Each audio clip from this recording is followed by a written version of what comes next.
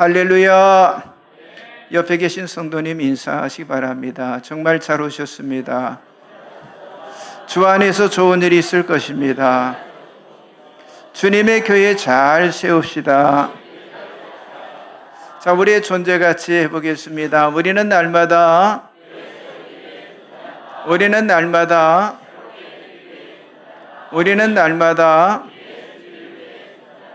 아멘. 자, 오늘은 누가복음 20장 15절에서 19절의 말씀을 가지고 영적 전투의 삶이다 라는 제목으로 은혜를 나누기를 원합니다. 자, 예수님은 지상에서의 마지막 사역인 이제 예루살렘 입성 후에 포도원 품꾼의 비유를 말씀하셨습니다. 자, 그 예루살렘에 입성할 그 당시는요, 일반 백성들 또 여러 지도자들이 예수님을 기쁘게 영접을 했고요.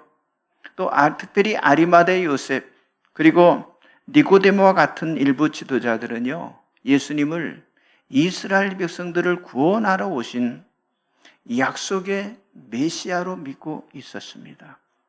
그러나 이스라엘의 그 권력 구조에 속한 대부분의 지도자들은요, 어때요? 예수님을 반대를 했어요. 자, 그들이 예수님과 대립한 그 이유는요, 자, 예수님이 그들의 권위를 흔드는 위협의 대상으로 그들이 보았기 때문이에요. 자, 그렇기 때문에 그들은 예수님에 대한 자격 문제를 거론하면서, 아니, 그 당시 어느 랍비에서 수학한 적도 없고, 또 세례요한 아래에서 공부한 적도 아니었기 때문에 예수님은 인정받을 만한 그런 자격이 없다라고 그들은 생각을 했어요. 자, 그들은 그래서 예수님에 대한 권위를 전혀 인정을 하지를 않았어요. 그러나 여러분, 우리가 잘 아는 것처럼 예수님은요, 예수님 자신 스스로 권위를 가지신 그런 분이셨어요. 예수님은 무언가를 다 하실 수가 있었고 또 완수할 수 있는 그런 분이셨다고 하는 사실이죠. 그러나 그 당시 종교 지도자들은요, 예수가 자신들로부터 자격을 부여하지 않았기 때문에 계속해서 예수에 대해서 이의를 제기하고 부인했기 때문에 누가복음 20장 1절 2절에서는요, 예수님에게 권위를 주니까, 당신에게 권위를 주니까 과연 누구인지 우리에게 말하라고 하면서 감정적으로 대응을 하게 되었어요. 여러분, 권위라고 하는 건요, 두 가지에서 나옵니다. 하나는 하나님에게서 나오고 또 하나는 사람에게서 나오는 거예요. 자, 사람에게서 나오는 권위는요, 마치 우리가 자격증을 받기 위해서 어떤 과정, 어떤 모든 시험을 통과함으로 얻을 수가 있습니다. 그리고 세상 사람의 권위는요, 높아지고 그리고 많이 가진 자에게 대부분 그 권위가 주어지게 된다고 하는 사실이죠.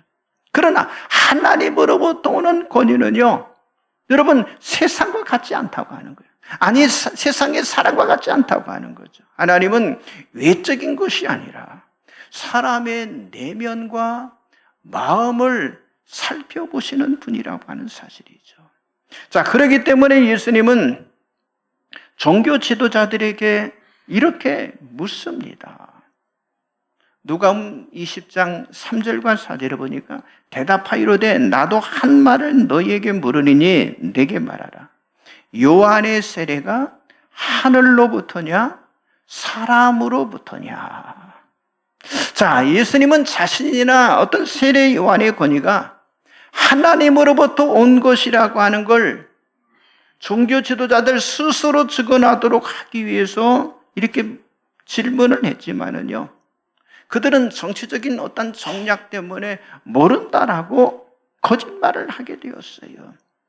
자, 그러나 예수님은 그런 종교 지도자들에게 무반응으로 대응하지 않으시고 다시 비유의 말씀을 제시하면서 그들의 실상을 드러내셨는데요, 누가복음 20장 9절에 보면 그가 또 이 비유로 백성에게 말씀하기 시작하십니다. 한 사람이 포도원을 만들어 농부들에게 세로 주고 타국에 가서 오래 있다가, 자, 여기 한 주인이 포도원을 잘 만들었어요. 그리고 품꾼들에게 세를 주었습니다. 그리고 나중에 이제 소출을 받게 되어 있는데, 그런데 이 포도원 품꾼들은요, 그렇죠. 주인이 외국을 가게 되자 포도원과 거기 생산되는 모든 열매를 자기들 마음대로 처리할 수 있게 되었다라고 이들은 생각을 하게 된 거예요. 그리고 오랜 시간이 지난 후에 포도원 주인은요, 포도원의 그 소출을 받기 위해서 종들을 보냈습니다. 그런데 황당한 일이 일어났는데, 자, 이 포도원을 지금 관리하고 있는 이 품꾼들이 주인이 보낸 종들을 때리고 능욕하고 그리고 다치게 해서 내쫓게 되었어요. 그러자 이제는 주인이 자기의 종 대신 자신의 아들을 대신 보내면 품꾼들이 자기 아들은 존대할 것이다 라고 어때요? 생각을 한 거예요. 그런데 더욱 황당하고 처참한 일이 일어났는데, 품꾼들은요, 주인의 아들을 포도원 밖으로 내쫓고 그리고 그 아들을 죽이기까지 했다고 하는 사실이죠. 자, 이렇게 예수님은 포도원 비유에서 이 포도원의 주인이 그런 상황 속에서 직접 행동하는 그 모습을 통해서 예수님께서 가르치시는 목적이 무엇인가를 우리들로 하여금 깨닫게 해주고 있는데요. 첫째는 뭐냐? 우리는 날마다 일어나는 영적인 전투에서 승리해야 한다고 하는 거죠. 자, 예수님은 이 포도원 품꾼을 통해서 그 당시 이 종교 지도자들의 모습을 밝히 드러내고 보여주고 계시는데요. 여러분 주보 가운데 열어보시면 말씀들이 쭉 나와 있죠. 누가복음 20장 18절 19절 같이 보겠습니다. 무릇 이 돌 위에 떨어지는 자는 깨어지겠고 이 돌이 사람 위에 떨어지면 그를 가루로 만들어 흩으리라 하시니라. 서기관들과 대제사장들이 예수의 이 비유는 자기들을 가리켜 말씀하심인 줄 알고 즉시 자꾸자 하되 백성을 두려워하더라. 자, 예수님은 당시 종교를 가정한 이 지도자들, 여기 서기관들 그리고 이 대제사장들을 향해서 그들의 죄와 그들이 받을 형벌에 대한 지금 심판의 말씀을 지금 하고 계셨잖아요. 어떻게요?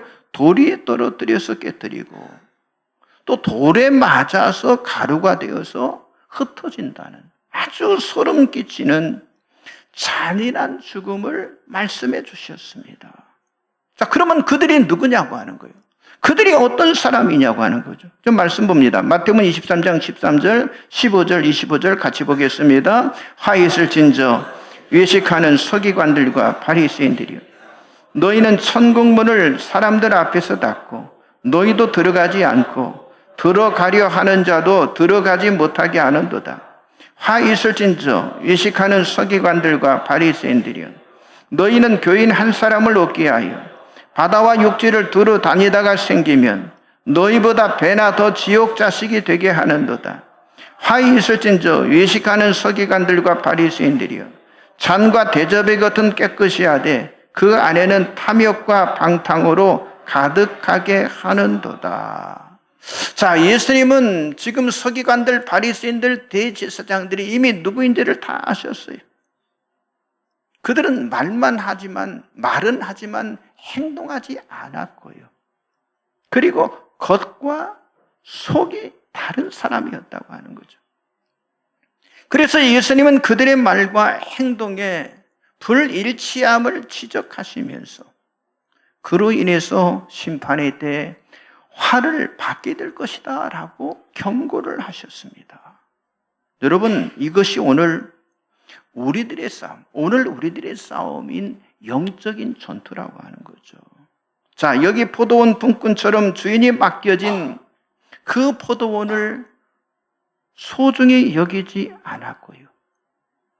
아니, 심지어 주인이 보낸 종들과 그 아들까지 내쫓아 죽이는 이 모습이 마치 오늘 교회에서 일어나고 있는 그런 안타까운 모습이라고 하는 사실이죠. 여러분, 바로 사도행전에서 사도들의 죽음과 아니 충실한 주의 종들의 그 순교에서 우리는 얼마든지 그런 일들을 볼 수가 있습니다. 특별히 여러분 사도행전에 나오는 스데반이 공회에서 행한 그 증언은요, 마태복음 23장에 기록된 예수님의 그 메시지와 거의 같았습니다. 스데반은 아브라함으로부터 모세까지, 그리고 스데반 자신의 시대에 이르기까지 이스라엘의 역사를 단계적으로 요약하면서 이스라엘이 그들의 예언자를 어떻게 죽였는지에 대한, 그러니까 예수님의 말씀을 반복해서 사람들에게 말했다고 하는 거예요. 그래서 스데반의 메시지는요, 그 당시 종교 지도자들을 고발을 했고요. 그래서 그들은 분노하면서 스데반을 돌로 쳐 죽이게 되었다고 하는 사실이죠. 자, 사도행전 7장 51절 53절 나와 있죠. 같이 봅니다. 목이 걷고 마음과 귀에 할례를 받지 못한 사람들아, 너희도 너희 조상과 같이 항상 성령을 거스리는 듯 너희 조상들이 선지자들 중에 누구를 박해하지 아니하였느냐. 의인이 오시리라 예고한 자들을 그들이 죽였고 이제 너희는 그 의인을 잡아준 자요 살인자가 되나니 너희는 천사가 전한 율법을 받고도 지키지 아니하였도다 하니라. 아멘. 여러분, 스데반이 참으로 참혹한 증인이잖아요. 여러분, 우리는 잘못된 길을 갔던 지난 과거의 그 종교 지도자들의 모습이 되지 않게 해서 우리 자신은 날마다 낮아지고, 그리고 우리의 마음과 우리들의 귀에 할례를 받아야 한다고 하는 거죠. 할례라는 건 뭐예요? 육체의 일부를 잘라냄을 통해서 세상적인 욕망을 버리고 하나님께 구별된 백성이 되는 그런 언약의 증표가 바로 할례였잖아요. 그러나 날마다 이런 할례를 통해서 내적 어떤 다짐과 어떤 외적 행위가 일치된 전인적인 그리스도인이 된다고 하는 건요, 이건 쉬운 것이 아닙니다. 그래서 우리는요, 여기 포도원의 품꾼이 되지 않기 위해서, 그리고 당시 종교 지도자들인 바리새인들, 서기관들처럼 되지 않기 위해서 우리는 날마다 영적인 전투에서 우리가 승리해야 한다고 하는 거예요. 자, 여러분, 그렇다면 그런 의미에서 하나님의 나라의 삶은요, 그저 무조건 편안하고 무조건 여유로운 모습이 아닌 어떤 모습? 우리가 영적으로 깨어서 전투하는 삶이, 그게 바로 하나님 나라의 삶인 줄 믿습니다. 여러분, 베드로서는 말하기를, 베드로전서 5장 8절에 근신하라 깨어라 너희 대적 마귀가 우는 사자같이 두루다니며 삼킬 자를 찾나니 너희는 믿음을 굳건하게 하여 그를 대적하라. 이는 세상에 있는 너희 형제들도 동일한 고난을 당하는 줄 알미니라 라고 말씀했어요. 그렇습니다. 이 말씀처럼 여러분들도 날마다 일어나는 이 영적 싸움에 우리가 실패하지 않게 해서 여러분 믿음을 굳건하게 세우시기를 바랍니다.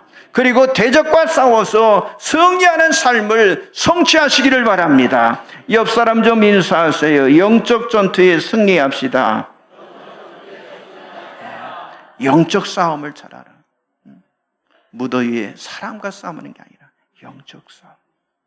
두 번째는요, 내 속에 있는 잘못된 위선을 철저히 깨트려야 한다고 하는 거예요. 여러분, 사람이 변화가 된다고 하는 건요, 그 자체가 은혜잖아요. 그러나 여러분, 지금 오늘 본문 말씀 당시 이 종교 지도자들은요, 예수님의 그런 강력한 비유의 말씀에도 그들은 회개하기는커녕 오히려 예수님을 함정에 빠뜨리기 위해서 수단과 방법을 가르지 않았음을 우리들에게 보여주고 있어요.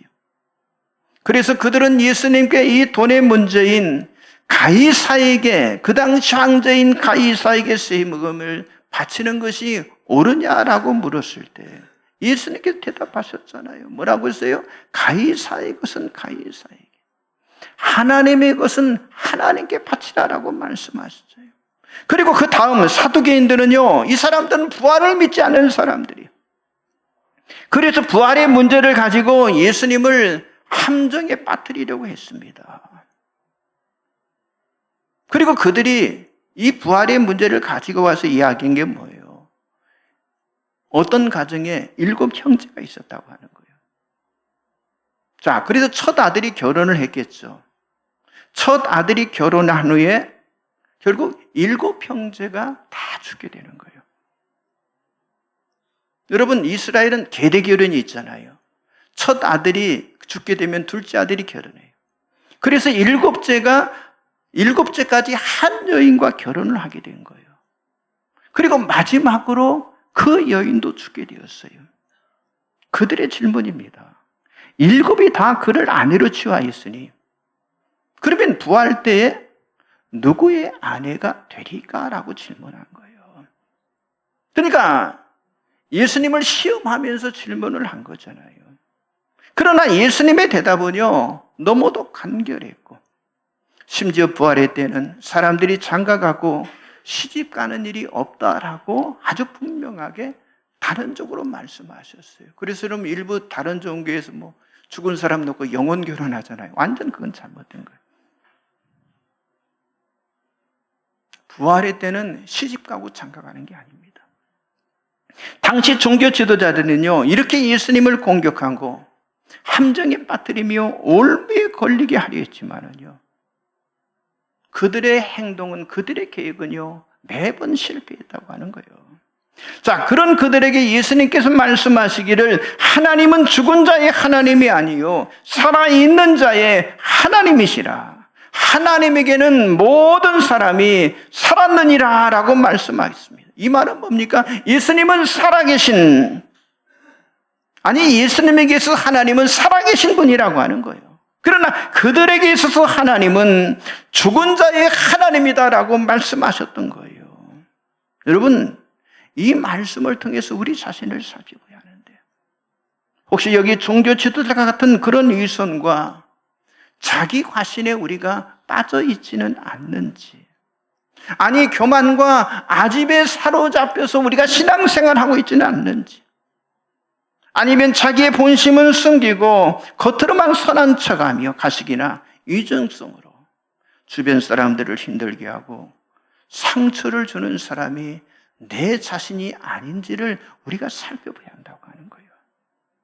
여러분, 베드로는 말했잖아요. 자, 베드로전서 2장 7절 8절 나와 있죠. 같이 보겠습니다. 그러므로 믿는 너에게는 보배이나 믿지 아니하는 자에게는 건축자들이 버린 그 돌이 모퉁이의 머릿돌이 되고 또한 부딪히는 돌과 걸로 넘어지게 하는 바위가 되었다 하였느니라. 그들이 말씀을 순종하지 아니함으로 넘어지나니 이는 그들을 이렇게 정하신 것이라. 아멘. 여기 뭐랍니까? 베드로는 믿는 너에게는 예수 그리스도가 택하심을 입은 보배로운 산돌이시고 보배로운 모퉁이돌이 되시지만 믿지 않는 사람들에게는 걸려서 넘어지게 하는 바위가 된다라고 말씀해 주신 거예요. 자, 그러나 이스라엘 종교 지도자는요, 그런 하나님의 말씀에 순종하지 않았다고 하는 거예요. 그들은 하나님을 이용해서 자기 자신들의 이득을 챙겼고요. 사람들에게는 넘어지게 하는 걸림돌로 살아가는 그 시대의 기득권자들이었다고 하는 거죠. 여러분, 빌립보에서도 사도 바울들이 이런 말을 하잖아요. 자, 빌립보서 2장 3절 5절 나와 있죠. 아무 일에든지 다툼이나 허영으로 하지 말고 오직 겸손한 마음으로 각각 자기보다 남을 낮게 여기고 각각 자기 일을 돌볼 뿐더러 또한 각각 다른 사람들의 일을 돌보아 나의 기쁨을 충만하게 하라. 너희 안에 이 마음을 품어라. 곧 그리스도 예수의 마음이니. 아멘. 자, 우리는 무엇이든지 무슨 일을 하든 다툼이나 허영으로 하는 것이 아니라 여기 말씀하고 있죠. 그리스도의 예수의 마음인 겸손의 마음을 품고 우리가 일을 하고 살아갈 때 여러분, 그때 하나님이 기뻐하시는 정말 교회다운 교회가 세워지게 된다고 하는 거죠. 그래서 여러분, 교회를 세울 때 가장 어려운 일이 뭡니까? 리더를 세우고 일꾼을 세우는 일이라고 하는 거죠. 여러분, 리더와 일꾼이 신앙의 본이 되면 선한 영향력이 퍼져나가겠지만은요, 그렇지 않을 때는 온갖 문제들로 교회가 어지럽게 되고요, 결국 하나됨이 끼어지고 분열이 되어진다고 하는 거죠. 자, 그렇기 때문에 여기 말씀한 것처럼 우리는 어때요? 겸손히 한다고 하는 거예요. 우리는 나자치 한다고 하는 거예요. 여기 뭐라고 그랬어요? 너희 안에 이 마음을 품어라. 곧 그리스도의 예수의 마음이니 그리스도의 마음을 우리가 품어야 할 줄 믿습니다. 여러분, 우리도 사람에게서 버림받아 되었지만은 하나님의 택하심을 받은 보배로운 산돌이 되신 주님처럼 서로를 연결해주고 서로를 세워줄 수 있는 그런 걸림돌이 아닌 디딤돌로 쓰임받는 여러분들이 되시기를 주님의 이름으로 축복합니다. 옆 사람 좀 인사하세요. 잘못된 이 선을 깨뜨립시다. 다시 한번 걸림돌이 아닌 디딤돌로 쓰임받읍시다. 그렇습니다. 그렇게 쓰임받아야 합니다. 마지막 세 번째는요, 그리스도의 성품을 담도록 경건을 훈련해야 한다고 하는 거예요. 자, 이 포도원 비유에서, 이 품꾼의 비유에서 마지막으로 예수님이 말씀하세요. 자, 누가복음 20장 45절, 47절을 같이 봅니다. 모든 백성이 들을 때에 예수께서 그 제자들에게 이르시되 긴 옷을 입고 다니는 것을 원하며 시장에서 문안받는 것과 회당에서 높은 자리와 잔치의 윗자리를 좋아하는 서기관들을 삼가라. 그들은 과부의 가산을 삼키며 외식으로 길게 기도하니 그들이 더 엄중한 심판을 받으리라 하시니라. 아멘. 자, 여기 말씀하고 있는 이런 사람을 한마디로 표현한다면요, 자신의 영광을 위해서 살아가는 자다라고 표현할 수가 있습니다. 뭐라고 그랬어요? 문안받기를 좋아하고 높은 자리, 윗자리에 앉는 걸 좋아하고 또 연약한 약한 사람을 무시하고 남들에게 보이려고 외식하는 거, 어떤 마음이에요? 부패한 마음을 가리키고 있는 거예요. 그러니까 자신의 탐욕과 이 교만과 이 오만이 결국 뭐예요? 그때 당시 이 종교 지도자들을 완전히 삼키고 말았다고 하는 거예요. 그러니까 그들의 실패는요, 내면과 마음, 그들의 마음의 실패였다고 하는 거죠. 자신의 영광을 드러내려다가 하나님의 영광을 보지 못하는 그런 자들이었다고 하는 거예요. 그런 자들에게 예수님께서 말씀하셨잖아요. 자, 요한복음 5장 44절 같이 한번 보겠습니다. 너희가 서로 영광을 취하고 유일하신 하나님께로부터 오는 영광은 구하지 아니하니 어찌 나를 믿을 수 있느냐. 뭐라고 합니까? 너희가 서로 영광을 취하고 유일하신 하나님께로부터 오는 영광은 구하지 아니하니. 여러분, 서로 자신의 영광을 취한다고 하는 건요, 모든 것을 자기 중심적으로 한다는 그런 의미잖아요. 그러니까 예수님을 믿을 수가 없고 예수의 길을 그들은 따를 수가 없는 거예요. 아니, 자기 자신의 의로 가득 차 있기 때문에 하나님께 영광을 돌릴 수가 없는 거예요. 결국 자기 욕망과 자기 교만으로 죽어갈 수밖에 없는 거예요. 그렇기 때문에 하나님 나라의 삶이나 그리스도의 예수의 마음을 닫는 삶은요, 여러분 베드로전서 1장 4절에 나와 있죠. 신성한 성품에 참여하는 자로 살아가는 삶을 말하고 있다고 하는 거죠. 그렇기 때문에 영적인 리더가 되고 영적인 지도자가 된다고 하는 건요, 예수의 성품으로 충만한 상태를 말하는 것입니다. 그리고 여러분, 예수의 성품은요, 이게요, 단기간에 자라면 얼마나 좋겠어요. 단기간에 자라는 것이 아니라고 하는 거예요. 매일매일 조금씩 자라는데, 여러분, 전인적인 성장은요, 그저 몇 날, 몇 달 한다고 그게 만들어지는 것이 아니라고 하는 거예요. 그래서 사도 바울이 뭐라고 그랬어요? 나는 날마다 죽노라. 날마다 죽어야 해요. 날마다 죽어야 합니다. 여러분, 날마다 내가 죽는 거, 그게 경건의 훈련이에요. 여러분, 훈련 중에 가장 어려운 훈련이 내가 죽어지는 훈련이잖아요. 그게 뭐예요? 내 자아를 버리는 거, 이거 죽어지는 훈련이잖아요. 여러분, 내가 전인적으로 순종한다는 거, 이게 죽어지는 훈련이에요. 내 안에 가지고 있는 자기 자신의 이 정체성을 깨트린다고 하는 거, 이게 죽어지는 훈련이에요. 이게 그리스도의 성품을 닮아가는데 가장 중심이 되는 훈련이라고 하는 사실이죠. 여러분, 하나님 앞과 정말 사람 앞에 가장 중요한 게 뭐예요? 여러분들이 인간관계에 나누잖아요. 가장 중요한 게 뭡니까? 그게 성품이고 그게 인격이에요. 그래서 성경 디모데전서 4장에도 이 모든 일에 전심전력하여 너희 성숙함을 모든 사람들에게 나타내라고 말씀하고 있잖아요. 그렇습니다. 우리는 매일같이 영성훈련을 통해서 우리 마음을 만들어 가야, 다듬어 가야 해요. 내 잘못된 인격을 고쳐야 합니다. 여러분, 내 잘못된 습관, 하나님이 원하지 않은 습관을 바꿔야 한다고 하는 거예요. 그런 과정을 거치면서 우리가 주님께 합당한 삶을 살아가게 되는 거예요. 그리고 만나는 다른 사람들에게 하나님 나라의 삶을 가져다 주는 그런 디딤돌로 우리가 쓰임 받을 수가 있다고 하는 거예요. 이미 예수님이 이 땅에 오셔서 처음 행하신 말씀이 뭐라고 그랬어요? 회개하라. 천국이 가까이 왔다. 여러분, 천국이 가까이 왔다고 하는 건요, 바로 예수님 안에 있는 하나님의 나라를 가지고 예수님이 이 땅에 오셨다고 하는 거예요. 그래서 그 당시 사람들이 예수를 바라보고 예수의 말씀을 들으면서 하나님의 나라가 거기에 있다는 것과, 아니, 그 하나님의 나라를 자신들도 경험할 수 있다는 것을 확신했기 때문에 예수님의 제자가 되고요, 예수님을 따르는 그런 무리가 될 수가 있었다고 하는 사실이죠. 그렇습니다. 우리도 마찬가지예요. 우리들이 그런 삶을 살아갈 때 모든 선한 일에 열매를 맺게 될 줄 믿습니다. 또 하나님 안에서 자라게 되는 놀라운 열매들이 맺어질 줄 믿습니다. 그래서 여러분, 그리스도인의 삶은요, 그냥 삶이 아니에요. 어떤 삶?